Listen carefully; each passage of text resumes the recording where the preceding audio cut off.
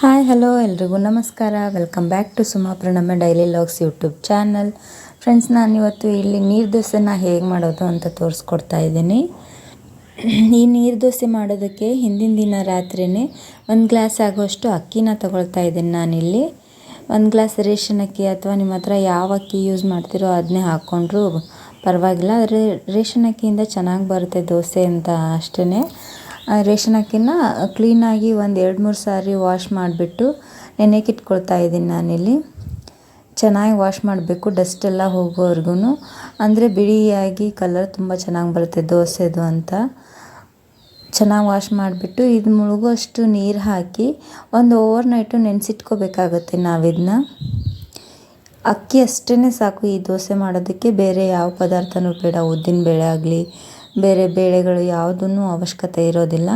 ಒಂದು ಓವರ್ನೈಟು ಒಂದು 7 or 8 hour ನೆನೆಸಿಟ್ಕೊಂಡ್ರೆ ಈ ದೋಸೆ ಚೆನ್ನಾಗಿ ಬರುತ್ತೆ. ಬೆಳಗ್ಗೆ ನೆಂದಿರುತ್ತಲ್ಲ ಅಕ್ಕಿನ ನೋಡಿ, ಹೀಗೆ ಬೆಳಗಾದ್ಮೇಲೆ ತೋರಿಸ್ತಾ ಇದ್ದೀನಿ ನಾನಿಲ್ಲಿ. ತುಂಬ ಚೆನ್ನಾಗಿ ನೆಂದಿತ್ತು. ಈ ಅಕ್ಕಿನ ಡೈರೆಕ್ಟ್ ನಾವು ಹಿಟ್ಟು ಮಾಡ್ಕೋಬೇಕಾಗುತ್ತೆ ಮಿಕ್ಸಿಗೆ ಹಾಕಿ. ಬೇರೆ ಏನನ್ನೂ ಆ್ಯಡ್ ಮಾಡಬಾರ್ದು. ನೀರಿಂದ ತೆಗೆದು ನಮಗೆ ನೀರು ಎಷ್ಟು ಕ್ವಾಂಟಿಟಿ ಬೇಕೋ ಅಷ್ಟು ಹಾಕ್ಕೊಂಡು ರುಬ್ಕೋಬೇಕಾಗುತ್ತೆ ನುಣ್ಣಗೆ. ಸ್ವಲ್ಪ ಹಿಟ್ಟನ್ನ ಸಾಫ್ಟ್ ಆಗೋವರೆಗೂ ರುಬ್ಕೊಳ್ಳಿ. ನಾನಿಲ್ಲಿ ರುಬ್ಬಿ ತೋರಿಸ್ತಾ ಇದ್ದೀನಿ. ರುಬ್ಬಾದ್ಮೇಲೆ ಒಂದು ಪಾತ್ರೆಗೆ ಟ್ರಾನ್ಸ್ಫರ್ ಮಾಡ್ಕೊಳ್ತಾ ಇದ್ದೀನಿ ನಾನಿಲ್ಲಿ ಈ ದೋಸೆ ಹಿಟ್ಟನ್ನ. ಇದಕ್ಕೆ ನೀರಷ್ಟೇ ಸೇರಿಸ್ಬೇಕಾಗತ್ತೆ, ಮತ್ತಿನ್ನೇನು ಬೇಕಾಗಿಲ್ಲ. ನೀರು ಕ್ವಾಂಟಿಟಿನ ಸ್ವಲ್ಪ ಜಾಸ್ತಿನೇ ಹಾಕ್ಕೊಳ್ಳಿ. 1 ಗ್ಲಾಸ್ ಅಕ್ಕಿಗೆ ಒಂದು 3 ಗ್ಲಾಸ್ ಆದರೂ ನೀರು ಸೇರಿಸ್ಕೋಬೇಕಾಗತ್ತೆ ನಾವಿಲ್ಲಿ. ಮಿನಿಮಮ್ ಒಂದು 2 ಗ್ಲಾಸ್ 2.5 ಗ್ಲಾಸ್ ಆದರೂ ಹಾಕ್ಕೋಬೇಕಾಗತ್ತೆ. ಅಂದರೆ ದೋಸೆ ಚೆನ್ನಾಗಿ ಬರುತ್ತೆ. ಇದು ನೀರು ದೋಸೆ ಆದ್ದರಿಂದ ನೀರಿನ ಪ್ರಮಾಣನೇ ಜಾಸ್ತಿ ಹಾಕ್ಕೋಬೇಕಾಗತ್ತೆ ನಾವಿಲ್ಲಿ. ಅದಕ್ಕೆ ನಾನು 1 ಗ್ಲಾಸ್ ಆಗುವಷ್ಟು ಅಕ್ಕಿನ ತಗೊಂಡಿದ್ದೆ. 1 ಗ್ಲಾಸ್ ಅಕ್ಕಿಲಿ ಒಂದು 3-4 ಜನ ಆರಾಮಾಗಿ ತಿನ್ಬೋದು ದೋಸೆನ. ಈಗ ನೀರು ಹಾಕಿ ಚೆನ್ನಾಗಿ ಮಿಕ್ಸ್ ಮಾಡ್ಕೋಬೇಕಾಗುತ್ತೆ. ಈಗ ನೀರಾಗೆ ಕಾಣಿಸ್ಬೇಕು ಹಿಟ್ಟು. ನಾರ್ಮಲ್ಲಾಗಿ ನಾವು ದೋಸೆ, ಸೆಟ್ ದೋಸೆ, ಮಸಾಲೆ ದೋಸೆಗೆಲ್ಲ ಮಾಡ್ತೇವಲ್ವ, ಆ ಥರ ಎಲ್ಲ ಗಟ್ಟಿಯಾಗಿ ಇರೋಕ್ಕೆ ಹೋಗ್ಬಾರ್ದು. ಇದು ನೀರು ದೋಸೆಗೆ ಹಿಟ್ಟು ತುಂಬ ನೀರಾಗಿಯೇ ಇರಬೇಕು. ಈ ಮಳೆಗಾಲಕ್ಕೆ, ಚಳಿಗಾಲಕ್ಕೆ ತುಂಬಾ ಟೇಸ್ಟಿಯಾಗಿರುತ್ತೆ. ಇದನ್ನ ಮಾರ್ನಿಂಗ್ ಬಿಸಿ ಬಿಸಿಯಾಗಿ ಮಾಡ್ಕೊಂಡು ತಿಂದರೆ. ಇದಕ್ಕೆ ಬೇಕಾಗುವಷ್ಟು ಉಪ್ಪು, ಸ್ವಲ್ಪನೇ ಸೋಡಾ ಪುಡಿ ಸೇರಿಸ್ಕೊಂಡು ಒಂದು ಅರ್ಧ ಗಂಟೆ ಇಟ್ಕೊಂಡ್ರೆ ಸಾಕಾಗುತ್ತೆ. ಅಥವಾ ನೀವು ಒಂದು ಪಲ್ಯನೋ ಚಟ್ನಿನೋ ಮಾಡೋವರೆಗೂ ಮಾತ್ರನೇ ಇಟ್ಕೊಂಡ್ರೂ ಸಾಕಾಗುತ್ತೆ ಇದು ನೆನೆಯೋಕ್ಕೆ. ಇದು ಕ್ವಿಕ್ಕಾಗೂ ಆಗುತ್ತೆ, ತುಂಬ ಟೇಸ್ಟಿಯಾಗಿಯೂ ಕೂಡ ಆಗುತ್ತೆ. ಎಲ್ರಿಗೂ ಇಷ್ಟ ಆಗುತ್ತೆ, ಮಕ್ಕಳಿಗೆ ದೊಡ್ಡವರಿಗೆ ಕೂಡ. ನೀವು ಟ್ರೈ ಮಾಡಿ. ಹಾಗೆ ಇದ್ರ ಕಾಂಬಿನೇಷನ್ ಆಗಿ ನಾವೊಂದು ಆಲೂಗಡ್ಡೆ ಪಲ್ಯನ ಮಾಡಿ ತೋರಿಸ್ತಾ ಇದ್ದೀನಿ ನಾನಿಲ್ಲಿ. ಫ್ರೆಂಡ್ಸ್, ನನ್ನ ಚಾನಲ್ ಇಷ್ಟ ಆಗಿದ್ದರೆ, ನಮ್ಮ ವೀಡಿಯೋಗಳು ಇಷ್ಟ ಆಗಿದ್ದರೆ ದಯವಿಟ್ಟು ನಮ್ಮ ಚಾನಲ್ನ ಸಬ್ಸ್ಕ್ರೈಬ್ ಮಾಡ್ಕೊಳ್ಳಿ, ಲೈಕ್ ಮಾಡಿ, ಶೇರ್ ಮಾಡಿ. ಈಗ ನಾನು ಆಲೂಗಡ್ಡೆ ಪಲ್ಯನ ಮಾಮೂಲಾಗಿ ಎಲ್ಲರೂ ಮಾಡಿರ್ತಾರೆ ಮನೇಲಿ. ನಾನು ಹೇಗೆ ಮಾಡ್ತೀನಿ ಅಂತ ಒಂದು ಸಾರಿ ತೋರಿಸ್ತಾ ಇದ್ದೀನಿ ಅಷ್ಟೇ. ಉದ್ದುದ್ದಾಗಿ ಕಟ್ ಮಾಡಿ ಇಟ್ಕೊಂಡಿರೋ ಈರುಳ್ಳಿನ ಸ್ವಲ್ಪ ಫ್ರೈ ಮಾಡಿಬಿಟ್ಟು ಅದಕ್ಕೇ ಒಂದು ಎಸಳು ಕರಿಬೇವು ಸೊಪ್ಪನ್ನ ಹಾಕ್ಕೊಂಡು ಮತ್ತು ಸ್ವಲ್ಪ ಜಿಂಜರ್ ಗಾರ್ಲಿಕ್ನ ಹಾಗೆ ತುರ್ಕೊಂಡು ಹಾಕ್ಕೊಳ್ತಾ ಇದ್ದೀನಿ. ಟೇಸ್ಟ್ ಚೆನ್ನಾಗಿ ಬರುತ್ತೆ ಜಿಂಜರ್ ಗಾರ್ಲಿಕ್ ಪೇಸ್ಟ್ನ ಹಾಕೋದ್ರಿಂದ. ಹಾಗೆ ಸ್ವಲ್ಪ ಪುದೀನ ಹಾಕ್ಕೊಳ್ತಾ ಇದ್ದೀನಿ ನಾನು, ಒಂದು 3-4 ಎಲೆ ಆಗೋಷ್ಟು. ಹಾಗೆ ಒಂದು 2-3 ಹಸಿರು ಮೆಣಸಿನ್ಕಾಯಿನ ಉದ್ದುದಕ್ಕೆ ಕಟ್ ಮಾಡಿಬಿಟ್ಟು ಹಾಕ್ಕೊಳ್ತಾ ಇದ್ದೀನಿ ನಾನಿಲ್ಲಿ. ಇದನ್ನೆಲ್ಲ ಹಾಕಿ ಚೆನ್ನಾಗಿ ಫ್ರೈ ಆದಮೇಲೆ ಒಂದು ಟೊಮ್ಯಾಟೋನ ಹಾಕ್ಕೊಳ್ತಾ ಇದ್ದೀನಿ ಮೀಡಿಯಮ್ ಸೈಜ್ದು.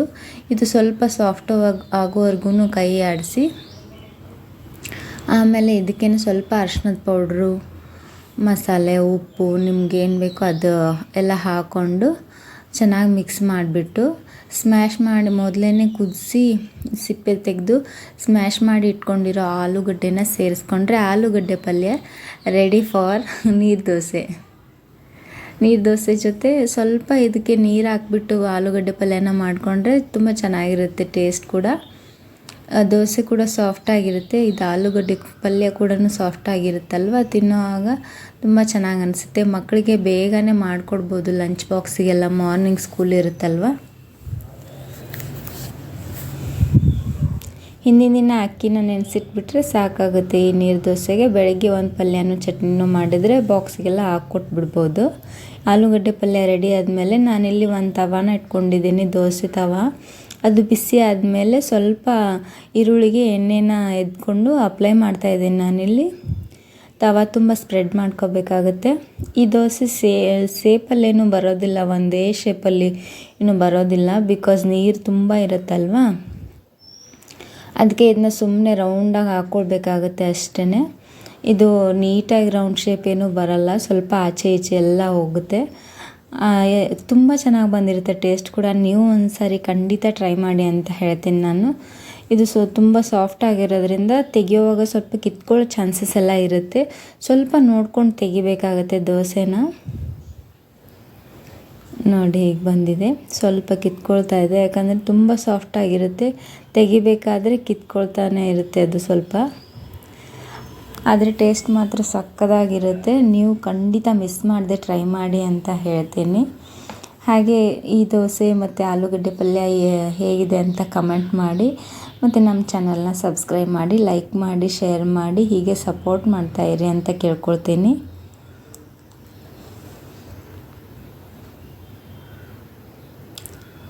ಈಗ ಒಂದು 2-3 ದೋಸೆನ ನಾನಿಲ್ಲಿ ಹಾಕಿ ತೋರಿಸಿದ್ದೀನಿ ನಿಮಗೆ ಹೇಗೆ ಬರುತ್ತೆ ಅಂತ ಕೂಡ. ತುಂಬ ಚೆನ್ನಾಗಿ ಬರುತ್ತೆ. ಇದನ್ನ ಮಾಡೋದು ಕೂಡ ಈಸಿ, ತುಂಬ ಟೈಮ್ ಏನು ಬೇಕಾಗಿಲ್ಲ ನಮಗೆ. ತುಂಬ ವಸ್ತುಗಳೂ ಕೂಡ ಬೇಕಾಗೋದಿಲ್ಲ. ಜಸ್ಟ್ ಅಕ್ಕಿ ಇದ್ದರೆ ಸಾಕು.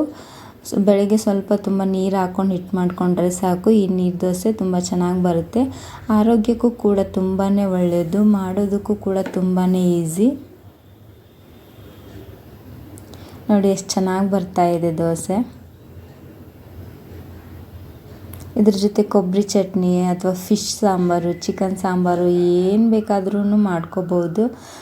ಮಾರ್ನಿಂಗೇ ಮಾಡಬೇಕು ಅಂತ ಏನಿಲ್ಲ, ಮಧ್ಯಾಹ್ನ ನಾವು ಚಿಕನ್ ಸಾಂಬಾರು, ಫಿಶ್ಶು ಏನಾದರೂ ಮಾಡಿದಾಗಲೂ ಕೂಡ ನಾವು ಇದನ್ನ ಮಾಡ್ಕೊಂಡು ತಿನ್ಬೋದು. ತುಂಬ ಟೇಸ್ಟಿಯಾಗಿರುತ್ತೆ ಅದ್ರ ಜೊತೆಗೂ ಕೂಡ. ಮಂಗಳೂರು ಸೈಡಲ್ಲೆಲ್ಲ ತುಂಬ ಜನ ತುಂಬ ಮಾಡ್ತಾರೆ ಈ ದೋಸೆನ, ನೀರು ದೋಸೆನ. ಈಗ ಫೈನಲಿ ನಮ್ಮ ದೋಸೆ ಮತ್ತು ಆಲೂಗಡ್ಡೆ ಪಲ್ಯನ ತೋರಿಸ್ತಾ ಇದ್ದೀನಿ ನಾನಿಲ್ಲಿ. ಹೀಗೆ ಬಂದಿತ್ತು ಫೈನಲ್ ಆಗಿ. ನೀವು ಖಂಡಿತ ಮಿಸ್ ಮಾಡದೆ ಟ್ರೈ ಮಾಡಿ. ಮತ್ತು ಮುಂದಿನ ರೆಸಿಪಿಯೊಂದಿಗೆ ನಾನು ನಿಮ್ಮ ಜೊತೆಗೆ ಸಿಗ್ತೇನೆ. ಅಲ್ಲಿವರೆಗೂ ಎಲ್ರಿಗೂ thank you so much for new subscribers. ಹೀಗೆ ಸಪೋರ್ಟ್ ಮಾಡ್ತಾಯಿರಿ ನಮ್ಮ ವಿಡಿಯೋಗೆ ಅಂತ ಕೇಳ್ಕೊಳ್ತೀನಿ. ಇಲ್ಲಿವರೆಗೂ ಸಪೋರ್ಟ್ ಮಾಡಿರೋರಿಗೂ ಥ್ಯಾಂಕ್ ಯು ಸೋ ಮಚ್ ಅಂತ ಹೇಳೋಕ್ಕೆ ಇಷ್ಟಪಡ್ತೀನಿ. ಸ್ಮಾಲ್ ಯೂಟ್ಯೂಬರ್ನ ಬೆಳೆಸಿ.